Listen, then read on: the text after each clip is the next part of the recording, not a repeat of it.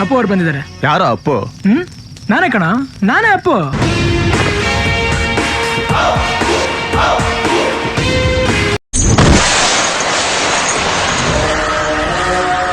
ಆನೆ ಬಂತು ನಾನೇ.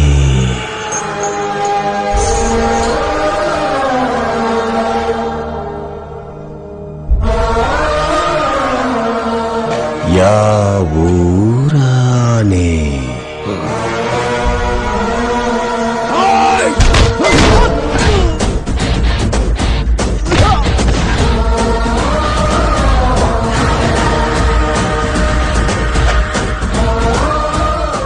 ಬಿಜಾಪುರದಾನೆ.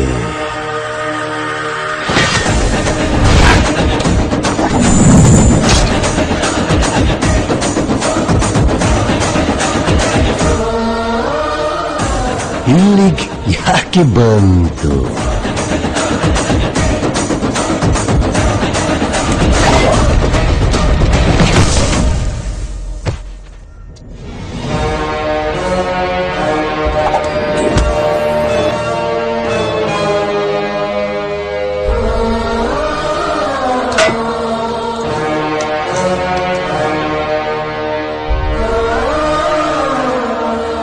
ಅಣ್ಣಯ್ಯ ನೋಡಕ್ ಬಂತು.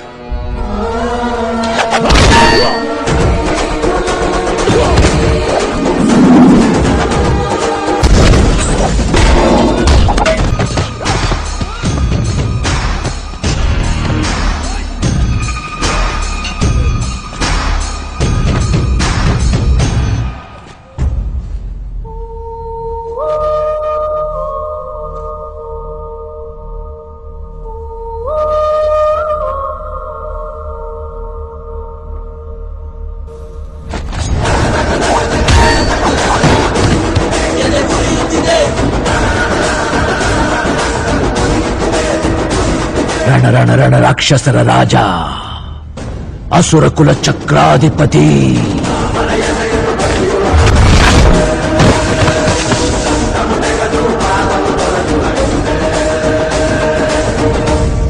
ವೀರ ಧೀರ ಶೂರ,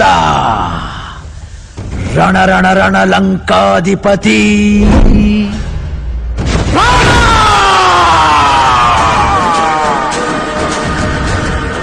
ಯಾರು ನೀನು? 20 ವರ್ಷದಿಂದ ನಿಮ್ಮವ್ವ ನಿನಗೋಸ್ಕರ ಕಾಯ್ತಾ ಇದ್ದಾಳೆ.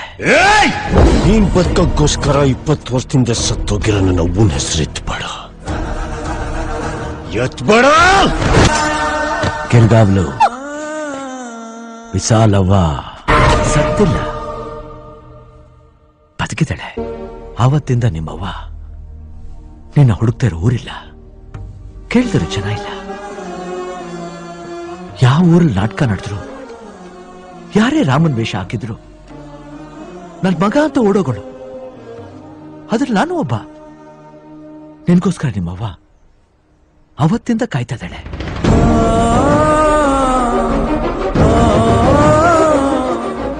ಏನು ರಾಮನಾಗ್ ಬೆಳೆಸೋಳ ಹತ್ರ ರಾವಣನಾಗ್ ಮುಂದೆ ಹೋಗಿ ಹೆಂಗ್ ನಿಂತ್ಕೊಳ್ಳಿ ಅಂತ ಯೋಚನೆ ಮಾಡ್ತಾ ಇದ್ಯಾ? ಕ್ಷಮೆಯಾದರಿತ್ರಿ, ಹೆತ್ತಾಗಿ ಹೋಲಿಸ್ತೀನಿ.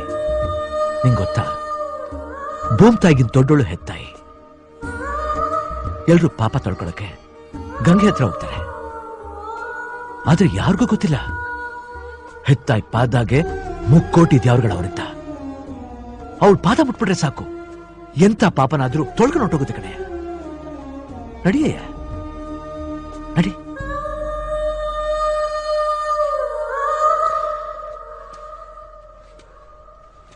ರಾವಣನೇ ಆಗ್ಬೇಕು ಅಂತ ಯಾರೂ ಹುಟ್ಟೋದಿಲ್ಲ. ತಂದೆ ತಾಯಿ ಜೊತೆಲಿಲ್ಲ ಅಂದಾಗ ಪ್ರಪಂಚ ಒಬ್ಬನ ರಾವಣನಾಗಿ ಮಾಡ್ಬಿಡುತ್ತೆ.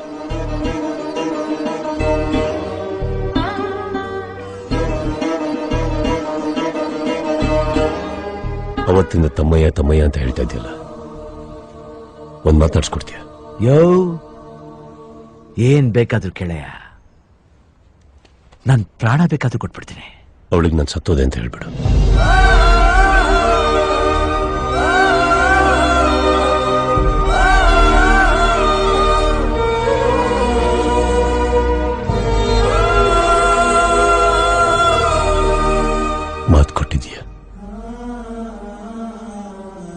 ಸತ್ತದೆ ಅಂತ ಹೇಳ್ಬಿಡು.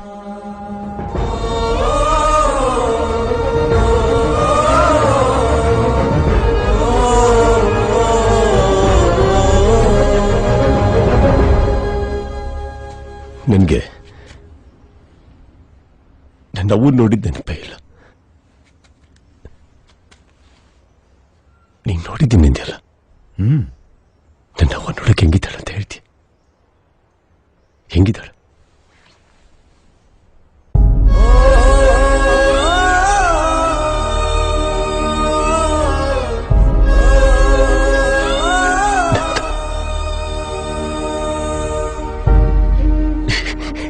ನಂತರ